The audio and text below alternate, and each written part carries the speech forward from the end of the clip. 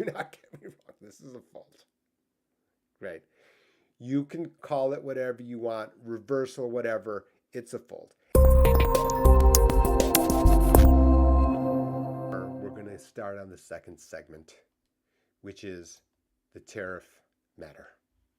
It has been a wild period. Wild. This is the photo that I've put up. This is the photo that I used here when describing yesterday's reversal.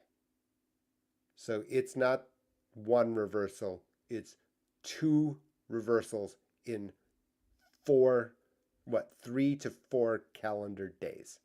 The reality here is I thought that a reversal was likely last weekend. That the financial markets would, and the turmoil, tremendous amount of turmoil in a very short period of time, would have caught the administration's attention enough that it would have listened and said, hey, we've underestimated the world's market's reaction. Because in the long run, it could be, I'm not going to say, right? No politics, no philosophy. I can see a scenario how the different pieces fit. I discuss them with Cass during these podcasts. Please go and listen to them either here on YouTube or on Spotify. Like and subscribe to this channel. I'm going to get around to trying to be better at asking you. The point here is I thought that the market turmoil would have caused some adjustment a week ago. It didn't come there on Monday, and as a result, the market reacted. People thought of the week, boy, this is real difficult. It is why I then have this, us here, we've had two faults. Two. To review, on Tuesday, there was a 90-day pause on every country, basically, except China. Now, we're not going to get into the mechanics here. And by mechanics, what I mean is the fact that they're going to individually try to negotiate with all the other countries during this 90 days. I don't know, candidly. I'm not there. I don't know what the staffing's like. I don't know. They're going to have to run these in simultaneous order across every country individually because the different mix of exports and imports is going to be different from country to country.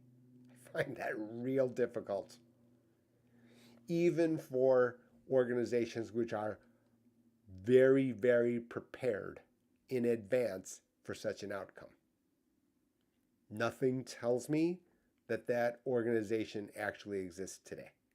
We've got tariff concession.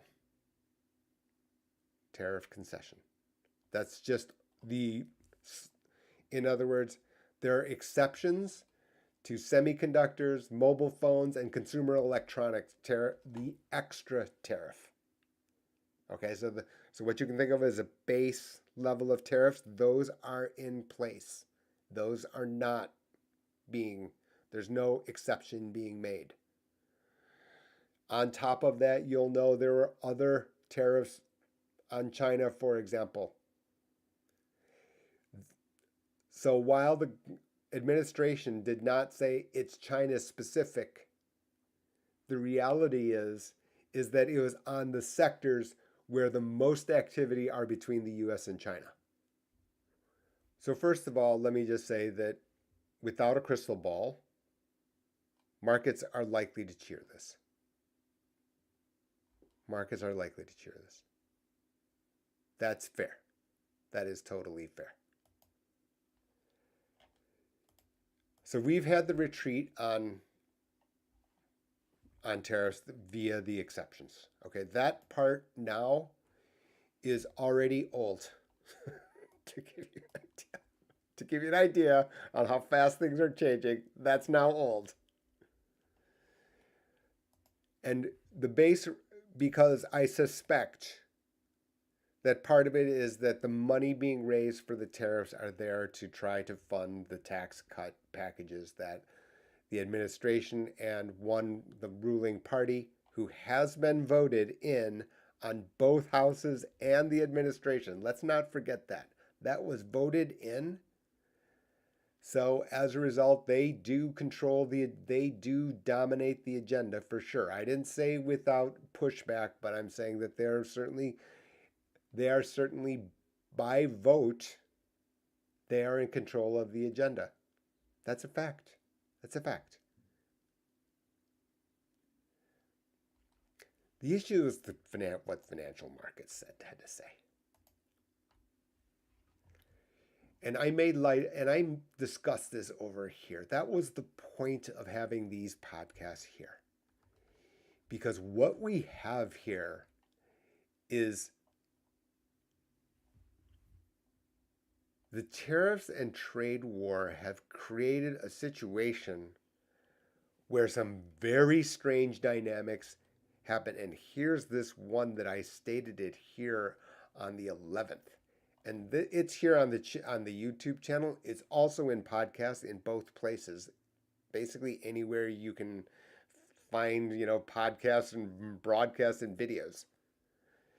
Is that we have dollar down and interest rates up to followers of Jay's Corner. Everyone knows it because you're tired of it. One of the main messages to understanding finance, and then whether that be global finance, whether that be personal finance, it is stocks for show, bonds for dough. Why? On a personal level, because for me, financial planning, financial guidance always means how much does it cost? Right?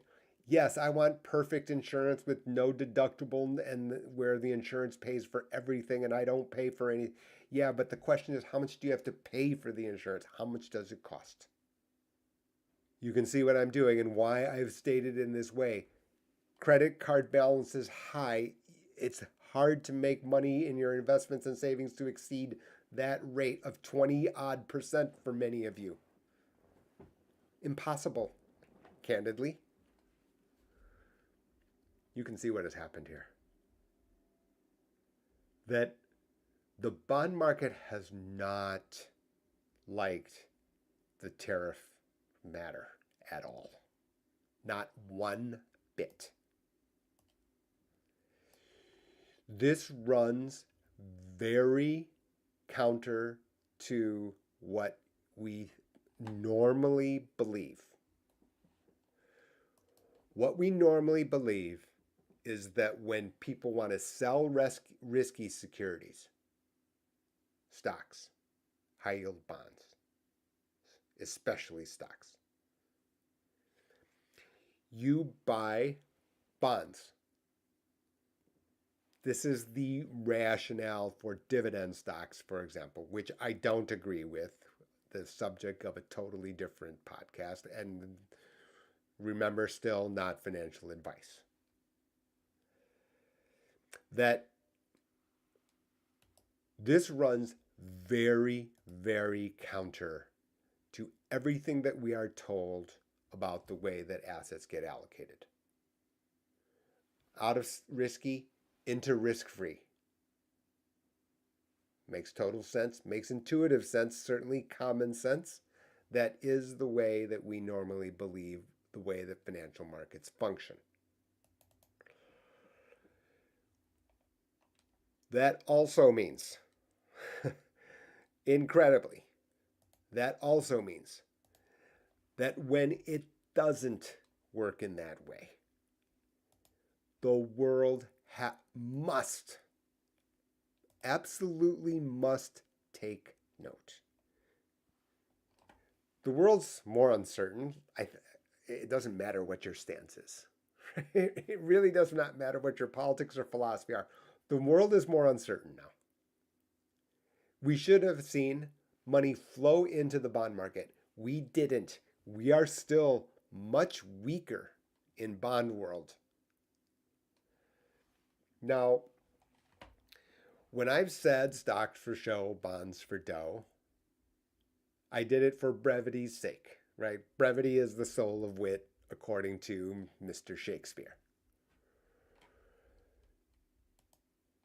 Here's the issue, is that in addition to that, to make it even more dramatic,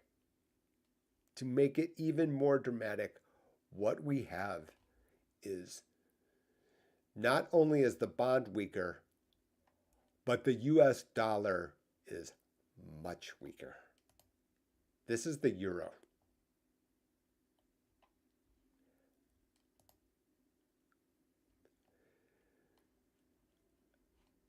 From 102 to 113 within a month, within what? What is this? Since the beginning of the year, certainly, and you'll see this similar pattern.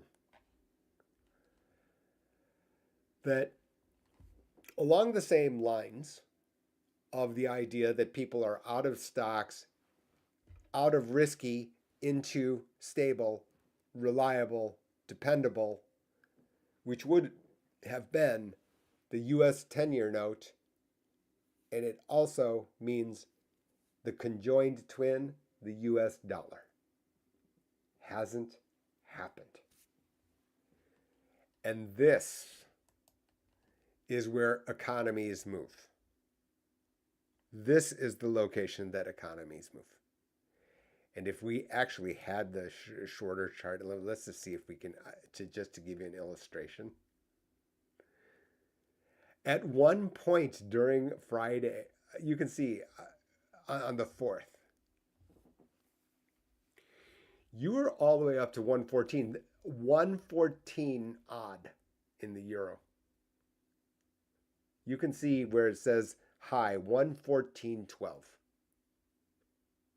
And still, even after and this was just on Friday. You can see this is 4 o'clock. This was on Friday.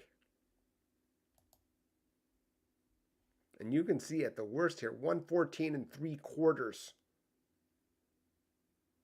These are wild moves. It doesn't look big. I can understand that for this number here to be to have it having a 1 here is just incredible. At certain points on Friday, it was 2. In professional markets, they call this the big figure. The idea that you would move a full big figure is crazy. The idea that you would move 2 big figures is like 10 times as crazy. Right? It's not linear. For me, these were the signals that ultimately you had to reverse course. You had to have these exceptions. That this is the reason. Not that the price of Apple was down. I just don't believe that. This, however, is because this is the lubricant of borrowing and lending and global economics. Right? An exporter sells something to a US consumer, they get dollars and they keep them in dollars. So what do? They store them at a US dollar account of a US bank, or they buy US Treasury bonds. They didn't. And the reason I'm speaking this slowly and this emphatically is that this doesn't get headlines that, well, it does now because it's so dramatic, but this has always been the case. Right? This has always run in the background all the time. And that's why thus the mantra, stocks for show, bonds for dough, right? I understand. It's not as exciting. It's not as fun to see Microsoft stock, Facebook stock, Nvidia, names that everyone recognizes because you know that what they are, you use their products on a daily basis. But the real mechanics are down over here. The real way that it works underneath the hood is here. So when this gets disrupted, and it keeps getting disrupted to this degree,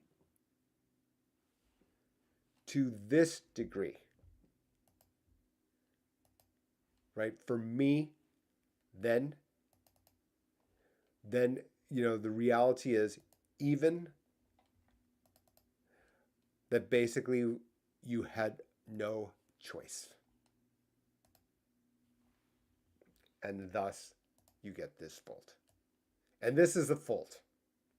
Do not get me wrong. This is a fault. Right?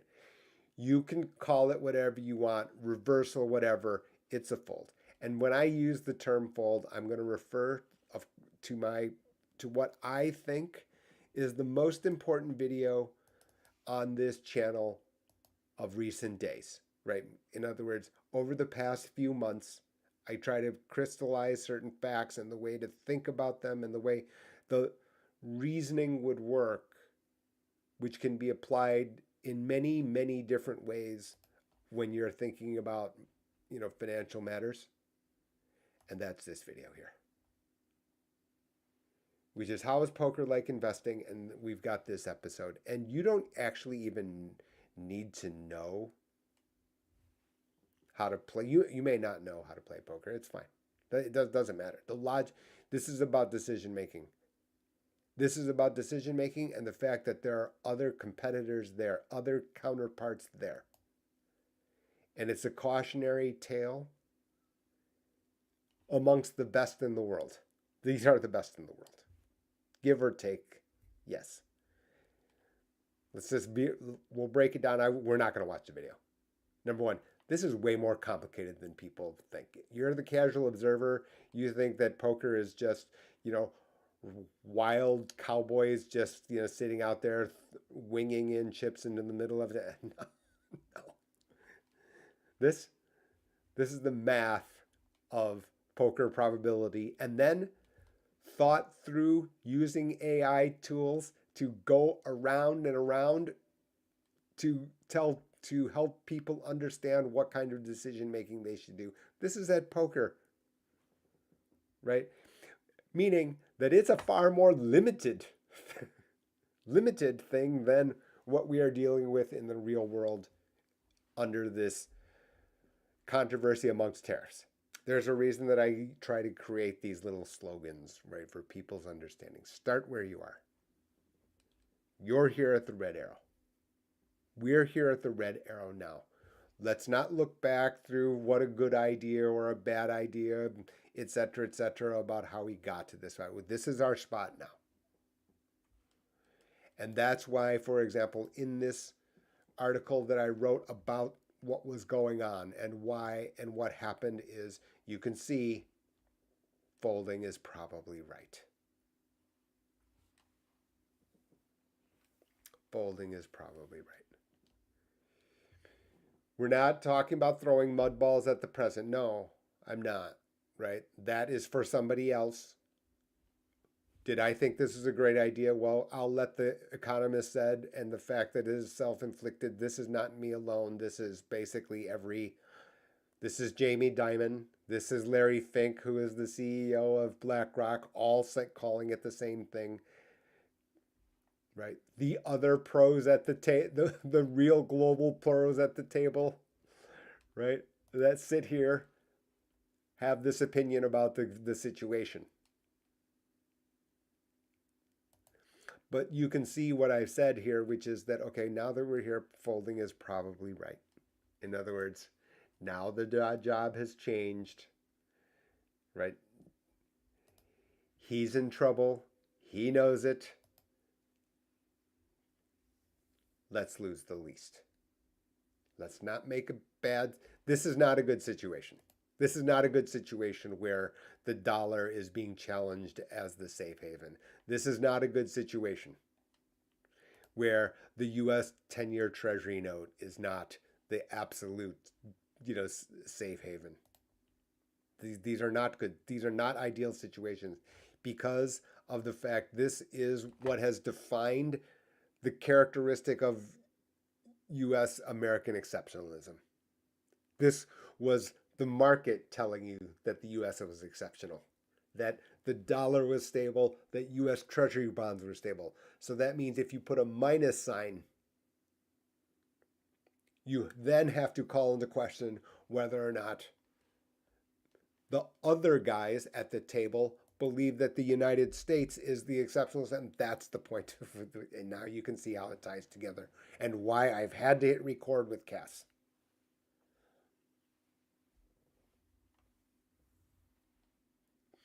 Where are we now?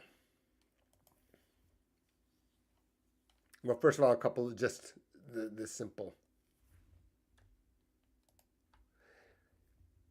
The Fed has received a lot of heat, including from here, right? It has seemed tone deaf. One consistent point that the Federal Reserve has made, which is we don't have a political view. We're watching and seeing because it's very uncertain. Very clear. They're watching to see what the administration does so they can see what the ripple effect is so they can then act appropriately. They get lots of flowers here. It actually, when I said that they were tone deaf 2 weeks ago during the latest press conference, I said that was a very big departure here. They've gotten the benefit of the doubt for me, even if I wouldn't have necessarily agreed with every last sentence. That's fine. Overall, ridiculously hard job. Chairman Powell wildly underpaid $175,000 a year for someone with that role. You've got to be kidding, right? $175,000. He'll get it back. Let's say that a week after his tenure is up. Don't get me wrong, but $175,000 will be the cost for a single speech. Pretty sure that's the case.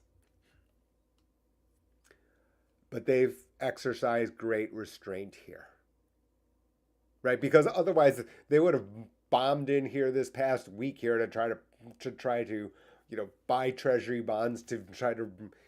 They let it play out. Because why? They're watching to see what the policy volatility would be. So even though it's a folding is probably right. That's what the conclusion would have to be. There's some opinion in that, right? It does have ripple effects. I've written about it here. My issue here, and this will be almost to the end. We're coming to the end. Ish. We've got important last points about how to understand all of the fire and the hot takes that you're about to see in the press and in markets. The problem for me is that we've let the cat out of the bag. I wrote on election day that elections can't fix this. We don't have time today. Ray Dalio said the very same thing on Monday. Right? Americans exceptional. The company's awesome. Right? The very best companies have done amazing things.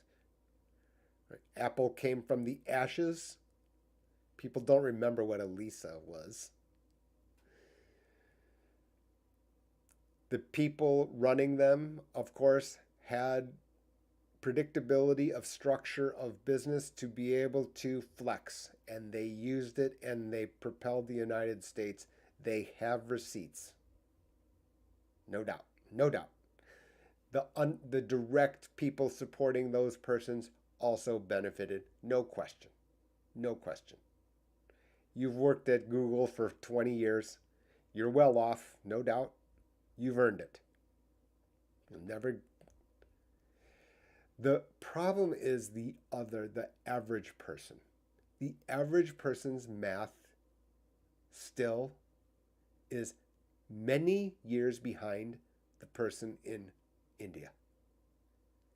And it's even worse anywhere on that side of the planet. Anywhere. 3-4 years very easily inferior from the time that you're 10 in the United States. 10, 12.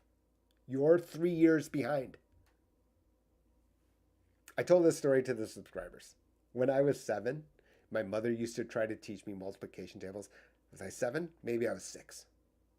Right? She immigrated from Korea.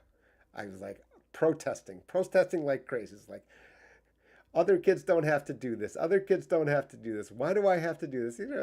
I'm 7. She must have looked at me like, you're the dumbest kid on the earth. Right? Because she only knew her context. It's time. It's time. That was a long time ago. I would just leave it to you with this. In Asia, a junior high schooler knows calculus. Okay? And that person is not a freak. That's not an everyday person, everyday junior high schooler. But that junior high schooler exists. And that person is not a freak. To give you an idea about the context of the average. And the issue here is that other countries now have known this, and now the dollar and are not the safe havens at the same time. And I don't know how to get us back out of that, and I'm very sure that an election wouldn't do it. Someone said to me last week, this is like a wealth tax, except that nobody gets the money. In that, 10% of a lot of folks' wealth vanished overnight as a function of at least this discussion thus far. So what happens? Well, mechanistically, it raises costs. It lowers revenues for companies. I mean, what does it mean for a company? It means costs are going to go up, revenue is going to go down, and capital is going to be harder to come by. And so, and then we're trying to replace manufacturing. I mean, I agree with the problems, okay, about the fact that we don't manufacture and that there is a problem with that. But there's a structural problem of whether we can manufacture. We have a population that basically 3 million people, 1% of the population, is incredibly brilliant. I mean, they go to the best schools, they come out, they make the unicorns, inventiveness, half of which, by the way, are foreigners. And at the same time, they are making the unicorns. At the same time, what we have is 10% of the population around them that's doing very well. The 60% of the population has below a 6th grade reading level. And it's tough to be productive. So when we agree with the problem, too much debt, Secretary Bennett and others agree we should get it down to 3%. We have to get the budget deficits down to 3% of GDP. This is not, we all agree on the problem. The question is, what do we do about it? And that was the reason I was saying that elections won't fix this. And that's exactly what Ray Dalio said. I will, at some point, find that clip and include it here. And this volatility will almost... I don't see a way around this. The uncertainty caused will hurt the people in the United States, and those people are the ones that can afford uncertainty. They can't have a thing uncertain. Medicaid. 70 million? 78 million including. You can't have a dollar in question here. We can't have our future prospect of our employer here. We can't. And so to tilt the apple cart here, to hurt these people, I don't see the point. I'm not affected directly. I am empathetic to those who are struggling. There's a reason that I don't say never Medicare Advantage. No. Right? We've got everyday people who are under duress. That doesn't mean we won't make it. That doesn't mean that I wouldn't help them. No, I will absolutely. I've helped so many people on Medicaid and on Medicare and to get to Medicare Advantage because that was prudent. You're Mr. Perfect. You're living check to check. You live an issue with 300 kids. You don't know what to do. Medicare Advantage for you. I will find the most efficient spot from there. But how much does it cost? And then you get to, and then we need to keep the lights on. This uncertainty is hurting them the most. Warren Buffett is very famous for this phrase, which is when the tide goes out, you find out who's swimming naked. I could use that phrase to point out all the weaknesses that I see here on YouTube. There were things that were always wrong right from the moment they came out.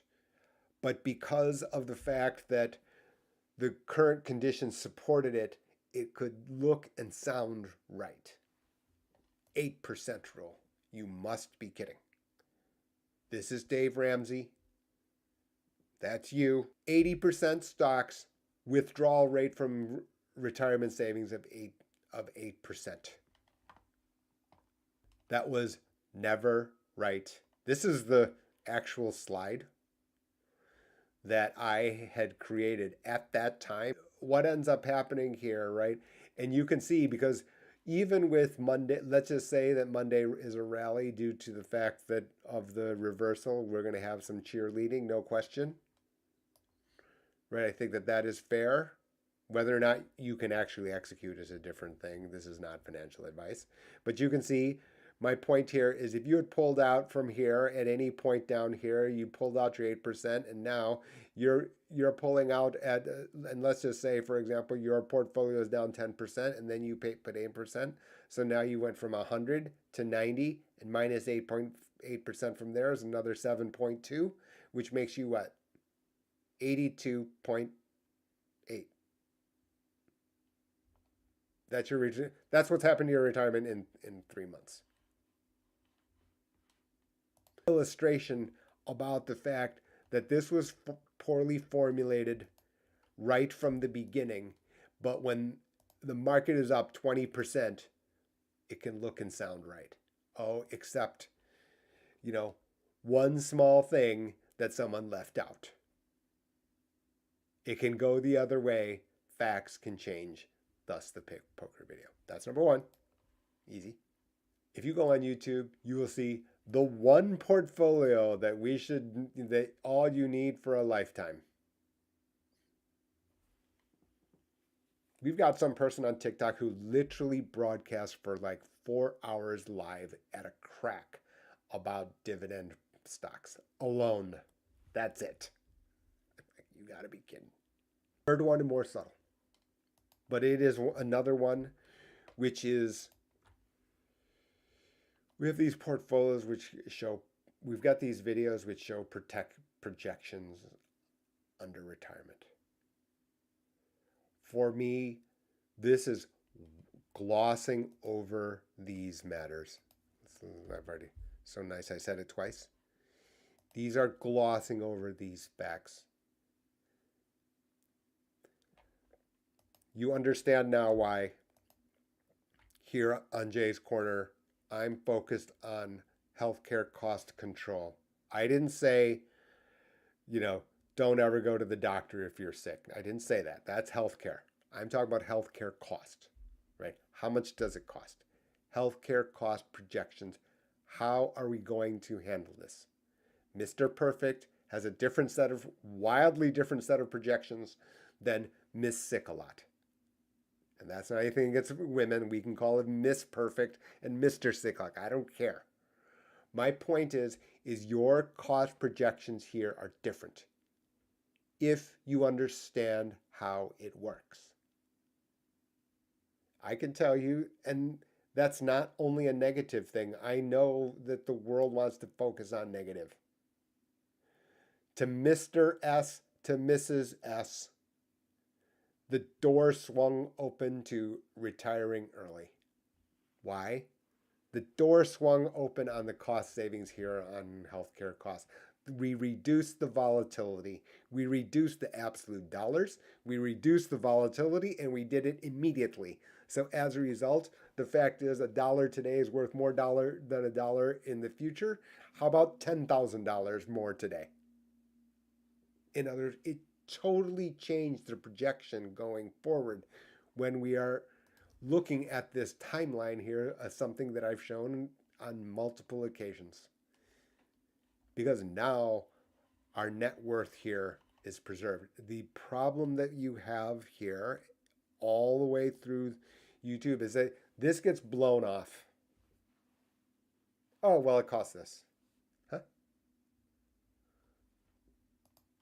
Meaning that they're using average as facts. Average is a number of sum divided by n. That's it. You need to have you are best served by not having the average and just plugging and playing. These other videos that just are focused on overall this or the other aren't specific enough for your individual situation. Nowhere close. Oh, I don't understand Obamacare. I didn't like Obama, so as a result, that's your excuse. Oh, well, it's, United Healthcare is trying to rip me off. That's the excuse for not understanding and optimizing here. Well, I presume my portfolio made 7% a year. That's the historical average.